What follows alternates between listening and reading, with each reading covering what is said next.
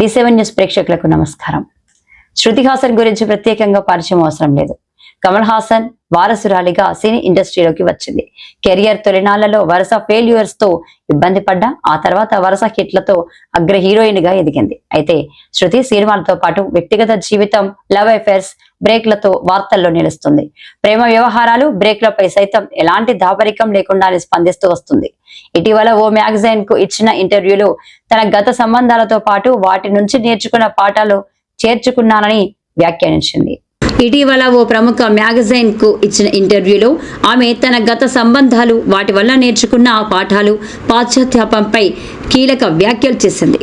కొంతమంది చాలా విలువైన వ్యక్తులను బాధ పెట్టానని, అలా చేసి ఉండాల్సింది కాదని అనిపిస్తుందని చెప్పింది. దానిపై ప్రస్తుతం బాధపడుతూ క్షమాపణలు కోరుకుంటారని తెలిపింది. మిగతా విషయాల్లో తనకు ఎలాంటి రిగ్రెట్స్ లేవని, పలుసార్లు సరదాగా అనాలోచితంగా ప్రవర్తించినా ఇతరులను బాధ పెట్టడం మాత్రం బాధ కలిగిస్తుందని పేర్కొంది. తన లవర్ అఫైర్స్, బ్రేక్లపై స్పందిస్తూ అందరి జీవితంలో ఓ ప్రమాదకరమైన మాజీ ప్రేమికుడు ఉంటాడని, అది తప్ప మిగతా బంధాలను ఎలాంటి పశ్చాత్తాపం లేకుండానే ముగించినట్లు చెప్పింది.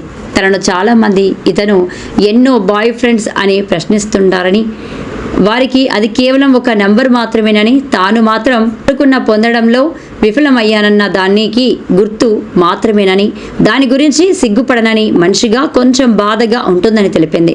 రిలేషన్షిప్లో తాను ఎప్పుడూ నిజాయితీగానే ఉన్నామని, భాగస్వాములతో విడిపోయినప్పుడు వారిని తానెప్పుడూ నిందించలేదని గుర్తు చేసింది. ఈ వైఫల్యాల నుంచి ఎంతో నేర్చుకున్నానని, వాటిని తన ఎదుగుదలకు సోపానాలుగా భావిస్తున్నట్లు చెప్పింది. ఇక శృతి హాసన్ సినిమాల విషయానికి వస్తే చివరిసారిగా సలార్ 1 మూవీలో ప్రభాస్ సరసన నటించింది. ప్రస్తుతం రజనీకాంత్, కూలీ, విజయ్, జననాయగల్, సలార్ 2 చిత్రాల్లో నటిస్తున్నది.